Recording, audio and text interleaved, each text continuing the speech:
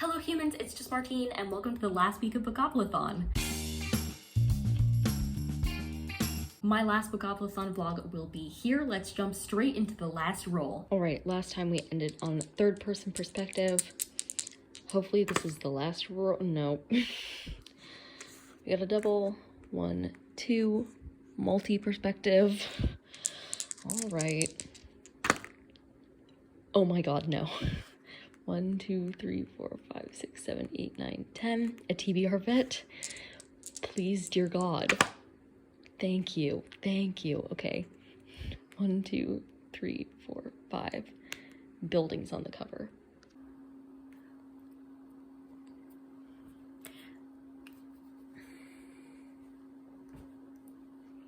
Guess we better get reading.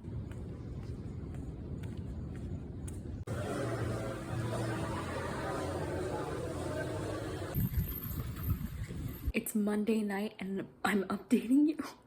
Who am I? I'm a little over halfway through As Wide as the Sky. Really enjoying it so far. It is sad, but really enjoying it so far. It's Tuesday morning and I wanted to update you because I actually finished a book that I started reading last week, but that actually fits into one of my 3 prompts. So I'm gonna count it. I read A House Divided and I gave it 2.5 stars, but like a fun 2.5 stars, you know? This book is about these 2 people. This girl, she belongs to this like house. It's hard to explain how the society works. Anyway, people think she's dumb, but really she's like taught herself how to be like a spy, ninja-ish type thing. The point is she's more than they think she is. And then there's this guy who has like these special abilities. He's an enforcer, so basically like law enforcement. And then there's this death that's ruled a suicide, but both of them kind of start investigating, and it turns out that they knew each other a long time ago.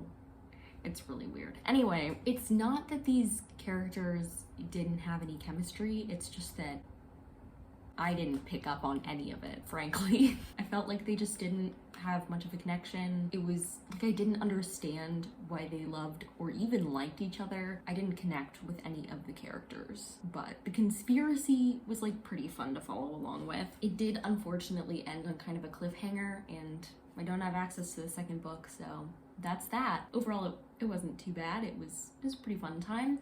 And I read this for the prompt multiple perspectives because it was told from 2 perspectives. I don't know how to pronounce either of their names, so I won't be doing so. But it was told from her perspective and his perspective, so multiple perspectives. I'm kind of hoping to finish As Wide as the Sky by the end of the day today. I'm 74% of the way through, so I have less than 100 pages left. But it all depends how things go. Because not only do I have a lot of stuff going on with school right now, but also the world. Because outside, it is raining like a lot because Hurricane Ian is marching towards the state of Florida and getting stronger at every moment. Where I am, it's not like where the worst of it is supposed to land, but that does not mean there will be no wind, and that does not mean there will be no rain. There is still plenty of both of those things. That is what it is. So far, my school hasn't like canceled anything. We're just going to be a little damp while we do things this week. So far. That could change, but for right now, that's how it is. An exciting thing happened this morning though. Finally, the Heartstopper icons on Netflix were dropped. So a couple days ago, they said they were going to drop them, and then they didn't, and apparently they meant we're dropping them in a few days. But that's not how the internet interpreted it at all. So we were all just waiting, and they're finally out, so I changed my icon to Charlie Spring, and the next time my family logs onto Netflix, they're going to be very confused, because we all have the like default icons, just the like colorful smiley face, that's it. So there will be 4 colorful smiley faces and Charlie Spring, and I look forward to seeing if I hear from them about it or not. That's where I'm at now. I'm just sitting in my office hours getting some work done. Nobody's visited me on my office hours, so it's been pretty productive. I'm a little ahead on my work. I'm always behind on my work, but I'm ahead of where I thought I would be at this point in the day. So part of me is like, okay, so you should get more ahead on other work. And part of me is like, you should rest. We'll see.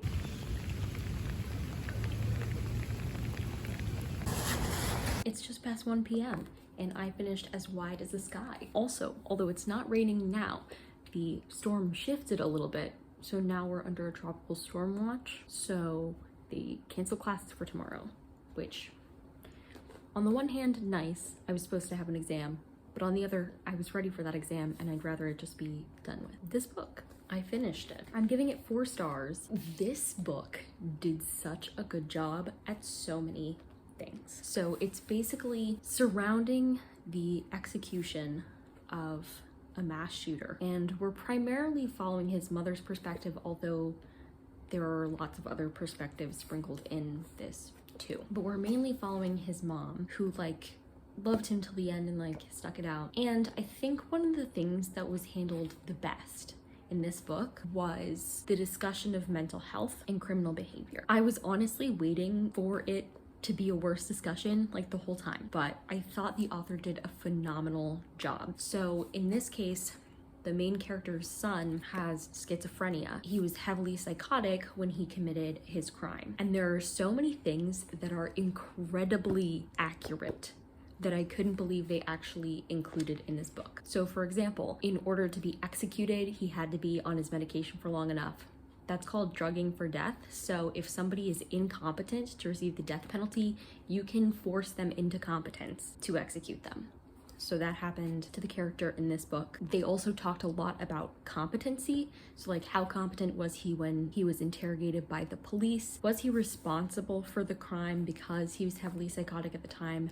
And all of those things. So discussions about premeditation, the fact that people with schizophrenia very often decide not to take their medication, all of these things, they were all addressed, and I thought they were addressed really well. Like, everything fit what I learned in my forensic clinical class, but not in a way that was like, I just read a textbook and then I wrote this. It was like put into the narrative brilliantly. So I'm honestly going to email my professor that taught forensic clinical and recommend her this book, because I just thought it was like that good. And so we're also looking specifically at like the mother of this huge criminal and what she's dealing with in her life, and the fact that she had a very happy son growing up, and then he started running into all these difficulties, and then this happened, and she keeps wondering, is it something she did she do something wrong? And dealing with all of those things and how the world treats her because of what her son did. That's interesting. In one of my classes in undergrad, we watched a TED Talk from the mom of one of the Columbine shooters. This definitely reminded me of like that TED Talk. So I just thought it did like a fantastic job talking about like, of course, what this character did was incredibly wrong. Here are some circumstances around it that didn't make it not wrong, but make it more complex, especially for the people that knew and loved him. We also follow some of the victims, and then we even follow one character who knew Robbie as Robbie instead of as Robert Mallory, the mass shooter. Like, knew him when Robbie was a teenager, and like Robbie changed his life for the better. And so we're following this myriad of perspectives that show us how complex humanity is, which I always really love the exploration of. And just, this was so well done. I think the only reason I didn't really give it a 5 is because it did get repetitive, which I totally understand. Like, it was driving specific points home, but that did take away from it, because like, for this to have been 5 stars, it would have needed for me to have this like intense heart feeling, and like, I had a heart feeling, right? I was like, this is painful, but it wasn't like so intense that I was like, I need to give this 5 stars. But I recommend this book so highly, unless you find these topics triggering, in which case obviously don't read it. I got this at the Dollar Tree, and it was so psychologically accurate, and like, that blew me away. And this I'm using for the prompt, was it TBR veteran? 2 prompts in one day. Pretty good. Now I just have the one prompt left, buildings, and I'll be reading Break the Bodies, Haunt the Bones for that, which I haven't started, but put a bookmark in to show my dedication to it. And this is a little under 300 pages, so it's longer than this was, but not by a whole lot. Now I don't have any like firm timeline obligations tomorrow, like I don't have to be in class for 3 hours, so hopefully I'll make some good progress on this. But now I've got to get ready for my class today, which has not been canceled. I'll talk to you later.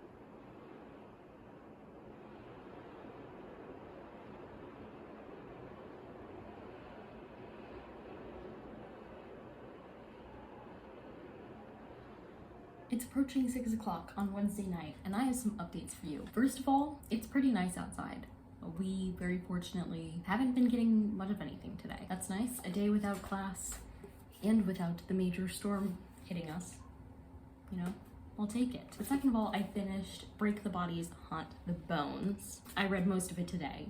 I only read 30 pages of it last night, and then I read the rest of it today. Mainly thanks to Danielle holding some reading sprints in our reading challenge group chat. Big shout out. But I'm giving this 2.5 stars. It was just okay. I really enjoyed the idea of the ghosts like living in people, and that each ghost did something a little different based off of what they wanted from their lives and how their deaths happened and such. The Frankensteinian pigman element was just a little out there, and then the last like almost third of the book was just like not interesting to me. There's also, for some reason, the margins are quite tiny, I feel like, in this book. Like, I started reading it and I was like, oh, there are many words per page. This was kind of a slog at times. I can't tell you if I would have liked it better if I hadn't read it so much all at once, but I don't honestly think that would have changed my opinion, and I'd rather get a book that I didn't like love done quickly so I can move on to other books that I may love.